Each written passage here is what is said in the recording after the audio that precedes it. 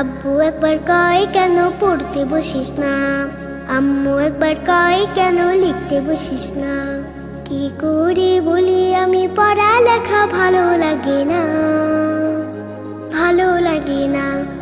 আমি যদি বলি একটু করব খেলা, আম্মু বলে খেলবে কেন দুপুর বেলা। আমি যদি বলি একটু করব খেলা, আম্মু বলে খেলবে কেন দুপুর বেলা।